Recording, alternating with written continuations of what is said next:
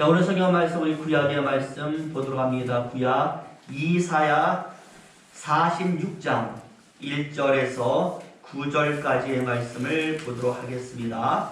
이사야 46장 1절에서 9절까지입니다. 구약 성경으로는 1024페이지에 있습니다. 이사야 46장 1절에서 9절까지의 말씀, 화면에도 그 말씀 나와 있으니까 한 절씩 서로 돌아가면서 읽도록 합니다. 제가 먼저 1절의 말씀 읽도록 합니다. 벨은 엎드러 졌고 느보는 굽으러 졌도다.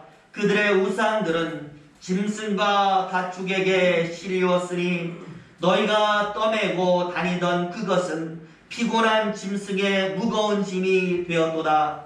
그들은 누그러졌고 그들은 일찍 엎드러졌으므로 그 짐을 구하여 내지 못하고 자기도 잡혀갑니다. 야곱의 집이여 이스라엘 집에 남은 모든 자여 나를 들을지어다. 배에서 나무로부터 내게 안겼고 태에서 나무로부터 내게 풍긴 너희여 너희가 노년에 이르기까지 내가 그리하겠고 색깔이 이르기까지 내가 너희를 품을 것이라. 내가 지었은 적 안을 것이요 품을 것이요 모하여 되리라. 너희가 나를 누구에 비기며 누구와 짝하며 누구와 비교하여 서로 같다 하겠느냐?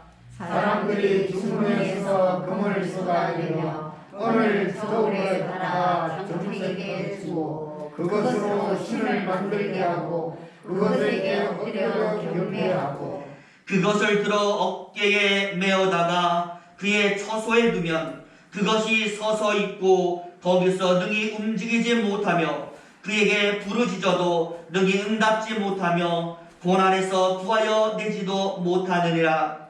너희 비행하는 자들아 이 일을 기억하고 장부가 되라. 이 일을 다시 생각하라. 9절 말씀 같이 있습니다. 너희는 옛적 일을 기억하라. 나는 하나님이라. 나 외에 다른 이가 없느니라. 나는 하나님이라. 나 같은 이가 없느니라. 아멘. 이사야 46장 1절에서 9절까지의 말씀 읽었습니다. 네, 오늘은 10월의 마지막 주일입니다. 갑자기 이용이라고 하는 가수가 부른 10월의 잊혀진 계절이라는 그러한 노래의 가사가 생각이 나는데요. 거기에 보면 지금도 기억하고 있어요. 10월의 마지막 밤을 이라는 그러한 가사가 있습니다. 지금 참 유행하고 또 생각 많이 나는 그런 노래 가운데 하나인데요. 언젠가 기자가 인터뷰를 했습니다. 이 노래가 10월 하면 생각나는 대표적인 노래가 된 이유가 무엇이라고 생각하십니까? 라고 물었더니 가수가 이렇게 대답을 했어요. 아름다운 피아노 전주에서 나오는 가을 분위기, 그리고 가사 속에 나오는 순수한 사랑의 이야기가 하나로 어우러져 그렇게 된 것 같습니다. 그러니까 음악과 가사와 사랑의 이야기의 어우러짐이 인기의 비결이었다라고 말씀을 한 것이죠. 여러분 그렇습니다. 무엇이든지 여러 개가 하나로 멋지게 어우러지면 그 어떤 잡음도 없이 조화를 이루면 그것은 그 누구의 눈에도 아름다운 모습으로 비치게 될 것입니다. 그런 의미에서 우리 신앙도 마찬가지 아니겠습니까? 우리 모두의 하나님을 향한 열심, 정열, 마음 이런 것들이 비록 표라는 모습은 달라도 멋지게 이 순간에 하나로 잘 조화되어서 어우러질 수가 있다면 여러분 하나님 보시기에 얼마나 아름답고 값진 모습이 되겠습니까? 그런 의미에서 우리 옆 사람과 인사해 보는데요. 한번 이렇게 인사하기를 원합니다. 예수님께서 축복하십니다. 같이 한번 인사할 텐데 같이 인사할까요? 예수님께서 축복하십니다. 우리 정말 하나님을 향하여 멋진 하나님을 보여주는 저와 여러분에게 오늘 예수님께서 축복을 하실 줄로 믿습니다. 어떤 아이가요, 아버지와 함께 참 신이 나서 동물원에 갔어요. 여러 동물들을 구경하느라고 참 정신이 없었거든요. 신이 나서 이리저리 막 뛰어다녔습니다. 그러다가 사자 우리에 가서 구경을 하게 되었는데 갑자기 이 아이가 울음을 탁 터뜨리면서 아버지에게 달려오는 겁니다. 아버지는 깜짝 놀랐죠. 아이가 갑자기 우니까. 그래서 아이를 진정시키면서 묻는 거죠. 그랬더니 아이가 하는 말이, 아빠, 저기 앞에 사자가 있는데요, 나를 보더니 갑자기 으르렁거리면서 달려오는 거예요. 저는요 너무나 무서워서 죽는 줄을 알았어요. 아빠가요 웃으면서 이렇게 말을 해요. 아, 그래? 굉장히 무서웠겠구나. 그럼 아빠가 가서 저 사자를 한번 혼내줄까? 아, 그랬더니요 아이가 금방 웃으면서 또 쳐다보면서 말하는 것이죠. 아빠 사자 이길 수 있어요? 무섭지 않아요? 어떻게 아빠가 사자를 혼내줄 수가 있어요? 아이의 아빠가요 이 아이의 머리를 쓰다듬으면서 이렇게 말합니다. 아빠도 물론 사자가 무섭지. 하지만 아빠 눈에는 사자만 보이는 것이 아니라 사자를 가두고 있는 든든한 철장도 같이 보이거든. 그 철장이 사자를 가두고 있는 한 우리가 그 앞에서 어떤 일을 해도 사자는 절대 우리를 해치지 못한단다. 여러분, 그렇습니다. 많은 사람이요 사단의 유혹과 사단의 시험과 사단의 능력을 솔직히 두려워합니다. 혹 넘어질까봐, 실패할까봐 두려워하는 것이죠. 하지만 우리가 반드시 알아야 될 것은 사단이 얼마든지 우리를 시험하고 유혹할 수는 있지만 사단과 우리 앞에는 저와 여러분 또 무엇이 있습니까? 그와 더불어서 함께 하시는 하나님의 손길도 있는 줄로 믿습니다. 맹수를 가로막고 있는 우리와 철장이 사람들의 안전을 보호하는 것처럼 우리와 사단 사이에 있는 하나님의 손길은 철저하게 우리의 안전을 지켜주는 겁니다. 혹 넘어져도요 일으켜 주십니다. 내 앞에 있으니까 손을 잡아주시고, 그래서 사단의 모든 시험을 넘어서 축복된 하나님의 세계로 우리를 인도하시는 것입니다. 그렇기 때문에 중요한 것은 미리 겁을 먹는 아이의 눈이 아니라 저 사자를 가두고 있는 우리의 철장을 먼저 볼 수 있었던 아이의 아버지의 눈, 그 눈을 우리도 가지는 것이죠. 부디 저와 여러분, 우리 앞에 계시는 그 하나님의 손길을 언제나 먼저 볼 수 있는 영안의 눈이 열리시기를 예수님 이름으로 축원을 드립니다. 이제 오늘 말씀을 보는데요, 오늘 말씀 제가 앞에서 예화를 통하여 들려준 말씀과 상통합니다. 오늘 이사야가요 참 많은 말씀을 했습니다. 어려운 말씀도 있고 쉬운 말씀도 있고 어려운 단어도 있고 쉬운 단어도 있는데 그 내용은 하나예요. 누가 우리를 보호한다? 하나님이 우리를 보호하신다는 겁니다. 하나님께서 자기 백성을 그냥 두고 보지 않고 그들을 위하여 움직이고 있다는 것 말씀을 하는 것. 그래서 더 이상 그들이 힘들어하지 않아도 되고 억압받지 않아도 돼도 다시 일어설 수 있고 번영하도록 만들겠다. 내가 너를 보호하겠다. 나는 이렇게 너희를 위하여 수고할 터이니 너희는 누구를? 나를 기억하라. 나는 하나님이니 나 여호와가 너희를 보호하니 너희는 나를 기억하라 라고 말씀을 하는 것입니다. 그래가지고요 여러분이 집에 가셔서 45장에서 46장에서 쭉 보시면 무엇이 강조되고 되풀이되어 있느냐, 기억하고 들어라 라는 말씀이 되풀이되어 있고, 나는 하나님이다, 나 여호와의 하나님이다 라는 하나님의 이름이 강조되어 있어요. 내가 너를 돕고 있고 그 돕는 하나님이 여호와시다라는 것 알려주는 겁니다. 그러니 저와 여러분, 우리에게도 마찬가지인 줄로 믿습니다. 세상에요 기도하면 반드시 들어주시고 또 치유해 주시고 두루두루 우리 삶을 살피시는 분이 또 어디에 있겠습니까? 정말 살아가면서 여러분들은 하나님 너무 많이 받으셨잖아요. 저는 정말 많이 받았거든요. 우리 고백합니다. 지나간 세월을 바라보면 야, 이게 바로 하나님의 역사였구나, 하나님이 아니면 안 됐구나라는 것 우리는 기억하는 것입니다.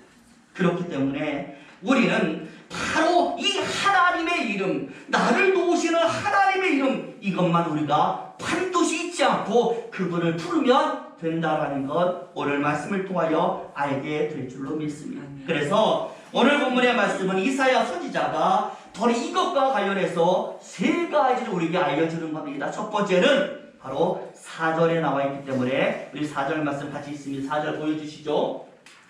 같이 있습니다. 시작. 너희가 노년에 이르기까지 내가 그리하겠고 백발이 되기까지 내가 너희를 품을 것이라. 내가 지었은즉 안을 것이요 품을 것이요 구하여 내리라. 여러분 초반과 중반에 보면 이런 단어가 있죠. 노년이라는 단어가 나와 있고 백발이라는 단어가 나와 있습니다. 노년이 될 때까지, 백발이 될 때까지 하나의 상징 아니겠습니까? 우리의 삶을 표현하는 하나의 상징. 하나님이 우리를 도우시는데 어느 때까지냐라고 할 때 우리가 늙어서 죽어 하나님 나라 갈 때까지 이렇게 돕는다라고 말씀을 하는 것입니다. 그러니 결국 하나님의 도우시면요, 이 세상 사는 우리의 전생에 동안 하나님의 도움이 우리에게 있게 되는 겁니다. 언제는 있다가 없고 또 언제는 없다가 있고 이런 게 아니라 우리가 인지하지만 못할 뿐 영원토록 어느 순간까지 하나님 우리를 도와주는 겁니다. 은혜 아니겠습니까?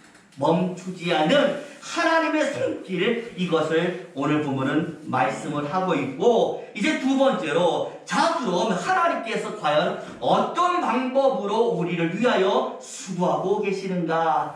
방금 우리가 읽은 말씀 속에 두 가지가 나와 있습니다. 하나님요, 너희를 품에 안을 것이다. 품에 안는 방법으로 인도하시고, 두 번째는 너희를 구하여 내리라. 구하시는 방법으로 우리를 인도하시는데, 여기에 보시면 먼저 너희를 품에 안을 것이다 라고 하신 말씀, 여러분 우리가 누구 품에 안긴다고요? 하나님의 품에 안기는. 저도요, 우리 집에 막내가 있잖아요. 다 가다가 자기 어린이집 타다가 자기 머리 써 보이면요, 제가 어떻게 하냐면 팔을 딱 벌려요. 어떻게 할까요? 그 혁진이가 막 달려와서 안기는 거예요. 하나님과 우리의 관계가 바로 이거예요. 하나님은 항상 팔을 벌리고 있고 우리는 그것을 보면 뛰어가서 그 품에 안기는 거예요. 그런데 하나님이 우리를 이렇게 안으시는 이유가 무엇일까요? 오늘 본문에 보니까 언제 안았느냐라고 할 때 태에서 나오는 순간부터 안았다라고 말합니다. 어머니 태에서 나오는 순간부터 하나님 우리를 안았다라는데, 여러분 아이를 낳아 보셨잖아요. 그러면 이제 아이가 딱 세상에 처음 나오면 제일 먼저 아이를 안는 사람이 있어요. 누가 안을까요? 아니죠. 요새는 병원에 있잖아요. 예전에는 엄마가 안았는데 요새는 다들 병원에 가니까 의사가 먼저 아이를 딱 안고 그런 다음에 살펴보고 괜찮으면 이거를 이 아이의 엄마의 품에 안겨주는 거예요. 그런데 왜 아이를 엄마의 품에 안겨주냐라고 할 때 서로를 인지시키는 것 아니겠습니까? 이 아이가 당신의 아이입니다. 아이에게는 이 사람이 네 엄마다라는 것을 알려주기 위해서 품에 안겨주는 거예요. 근데 어떤 사람이요, 에이 방금 태어난 아이가 어떻게 알아요? 여러분 방금 태어났어도요, 본능적으로 아이는 이분이 내 엄마라는 것을 알게 되는 겁니다. 마찬가지입니다. 하나님이 우리가 태어나자마자 우리를 안으셨다라는 것은 너는 내 아들이다라는 것을 인지시키는 것이고요, 내가 너의 부모라는 것을 우리에게 인지시키는 것. 그러니 나의 품을 떠나지 말아라. 내가 너를 영원히 품고 있을 테니까 내 품 안에서 무럭무럭 자라고 내 품 안에서 너의 꿈을 활짝 펼쳐라 라고 말씀을 하는. 혹시 여러분 암탉이 알을 품는 장면을 혹시 보신 적이 있으신가요? 제가 예전에 TV 프로그램에서 이 카메라를 암탉 속에다 숨겨놓아서 촬영한 것을 본 적이 있거든요. 그런데 가만히 암탉이 알을 품고 앉아있는 것이 아니었어요. 자기 몸을 막 움직여가면서 끊임없이 알을 속에서 굴리더라고요. 왜 그러느냐? 엄마의 체온이 알에 골고루 전달되도록 하기 위해서 굴리는 것이거든요. 여러분, 하나님도 마찬가지입니다. 우리 삶 전체에, 우리의 모든 곳에 하나님의 체온, 하나님의 온기, 하나님의 사랑과 능력이 온전하게 전달되도록 세밀하게 하나님은 우리를 전혀 우리와 하나님 사이에 빈틈이 없는 거예요. 그런데 저와 여러분, 왜 불안해하십니까? 왜 걱정하십니까? 이런 하나님이 계시는데 왜 그렇게 염려하십니까? 제가 예전에도 이런 말 한 적이 있잖아요. 우리가 병원에 가면 항상 의사나 간호사가 하는 말이 보호자가 누구세요? 라고 말을 하잖아요. 바로 이 보호자의 의미가 무엇이냐라고 할 때 환자의 모든 것을 책임져주는 사람이 보호자예요. 무슨 일이 생겨도 이 사람이 책임져준다라고 해서 그를 보호자라고 하는 겁니다. 마찬가지로 하나님이 나는 너의 보호자라고 할 때 그 말이 무슨 뜻이겠어요? 내가 너를 책임진다라는 거예요. 어떤 일이 있어도 내가 너를 책임진다라는 겁니다. 그러니 부디 저와 여러분 걱정하지 마시고 신앙생활을 하시기를 바랍니다. 그리고 걱정하지 마시고 세상을 담대하게 사시기를 예수님 이름으로 축원을 드립니다. 이제 두 번째로 너희를 구하여 내리라 라는 말씀은 그런 어떤 의미인가 라고 봤더니 오늘 본문에 1절과 2절 말씀 쭉 보니까 여기에 두 종류의 우상이 나와요. 1절에 보면 벨이라는 우상이 나오고 또 느보라는 우상이 나오는데 여러분, 우상은요 이방신 아니겠어요? 하나님과 대적하는 신이에요. 그런데 이 신들이 누구냐라고 봤더니 벨은 이스라엘 백성들을 무너뜨렸던 바벨론의 우상이 바로 벨이었어요.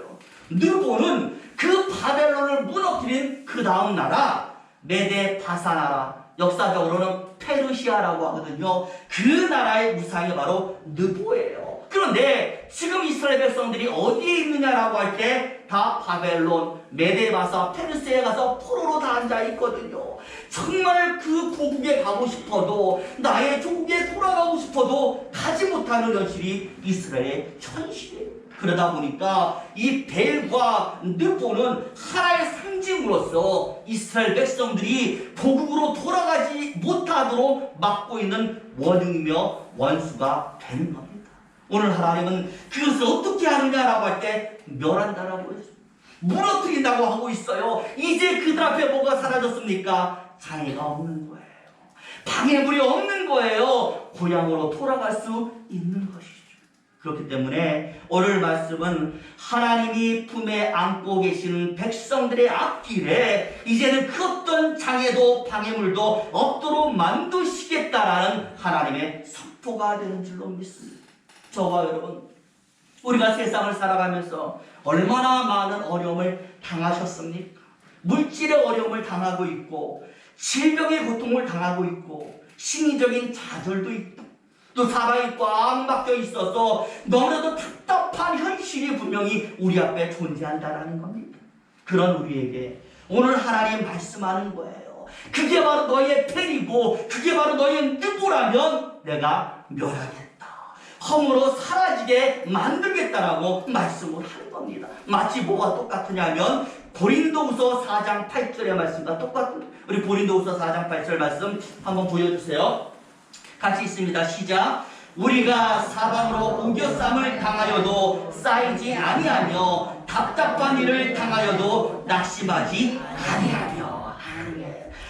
아무리 둘러싸도 뭐가 있어요? 나갈 구멍이 있다는 거예요.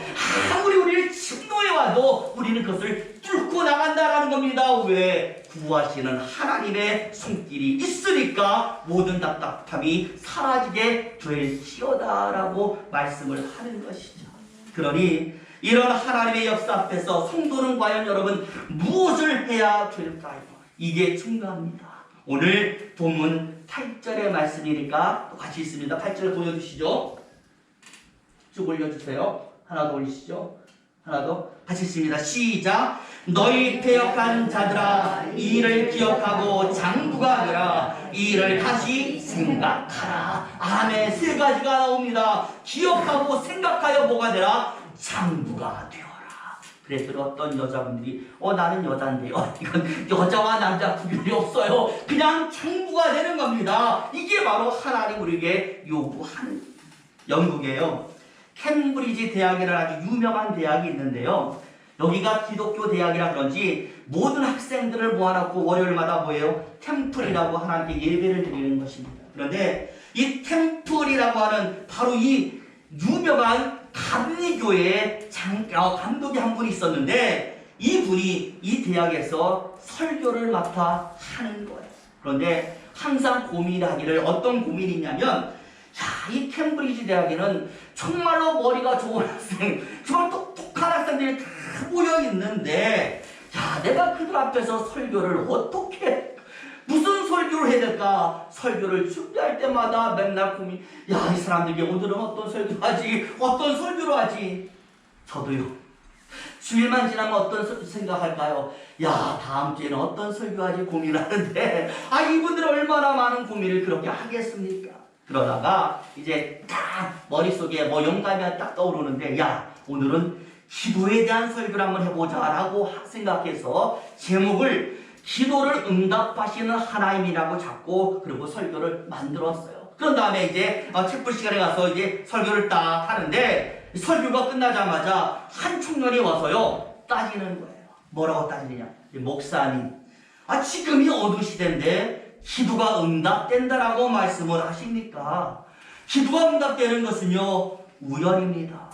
되는 경우보다는 안 되는 경우가 더 많은 것으로 봐서 어쩌다가 그렇게 되는 것이고 우연의 일치기 때문에 목사님의 설교는 이거 잘못된 것입니다 라고 기도가 능력인 것이 아니라 어쩌다 보니까 이게 딱딱딱 아구가 맞아 떨어져서 응답되는 것처럼 보이는 것입니다 라고 주장을 하는 거예요. 이 이야기를 듣고 이 템플 목사님이 무엇이라고 했느냐면 이렇게 얘기를 했다라는 거예요. 그렇군. 내가 젊은이의 이야기를 들어보니까 학생 말도 일리가 있어. 그런데 참 이상한 것이 기도를 하면 그게 우연이든 아니든 그런 우연이 딱 들어가는 그런 응답이 있는데 기도를 안 하면 그런 우연도 생기지 않는 것을 봐서 내 모든 경험에 의하면 자네가 말하는 대로 기도 응답이 우연이라 할지라도 내가 보니까 기도할 때마다 그런 응답이 나오는 것으로 봐서 나는 그 우연이 더 많이 내 삶에 나타나게 만들기 위해서라도 나는 지금부터라도 더 기도할 거야 라고 얘기를 한 거예요. 여러분 그렇지 않겠어요? 기도든 무엇이든 우리가 하나님을 의지하면 의지할수록 하나님은 그것이 우연이든 아니든 기도하고 의지하는 그 사람에게 더 많은 유익이 나타나도록 만드시는 줄로 믿습니다. 그렇잖아요. 기도 안 하는데 우연이 일어나겠어요. 기도하니까 우연이 일어나는 것이고요. 기도하니까 능력이 나타나게 되는 것입니다. 이게 바로 하나님의 은혜예요. 우연이 생기더라도 그것이 기도하는 바로 그 사람에게 나타나게 하시는 하나님의 은혜가 실제적인 은혜가 되는 것입니다. 그러니 우리에게 필요한 것은 바로 이렇게 역사하시는 하나님을 곁에 머물면서 그 하나님이 나를 떠나지 않도록 그렇게 해서 그 은혜를 영원히 누리도록 하는 것이 아니겠습니까? 그런데 오늘 성경에 이미 하나님은 말씀을 통하여 우리에게 그렇게 하시겠다라고 말씀했어요. 영원히 떠나지 않겠다라고 말씀을 합니다. 그리고 그는 여호와 너의 하나님이라고 말씀을 합니다. 그러니 오늘 말씀처럼 부디 저와 여러분 장부가 되시기 바랍니다. 여기서 장부는요 행하는 사람을 장부라 그래요. 기다리는 사람이 아니라 가는 사람을 장부라고 하는 겁니다. 내가 하나님의 사람이니까 여러분 무엇을 해야 되는지 잘 아시지 않습니까? 기도 응답을 원하신다면 기도하면 되는 거예요. 깊은 영감을 원하면 깊이 하나님 묵상하면 되는 것이고 예배를 통하여 하나님 만나면 되는 것이고 삶 속에서 하나님 역사하기를 원한다면 말씀대로 사시면 되는 겁니다. 부디 저와 여러분 우리를 인도하시는 분은 세상에 다시 없는 여호와 하나님이라는 것을 기억하시면서 부디 오늘 하나님께서 말씀하는 구하는 능력, 안고 풀어주는 능력, 이 능력이 우리 삶에 영원토록 함께할 수 있도록 그렇게 사시기를 예수 이름으로 축원을 드립니다. 기도하겠습니다.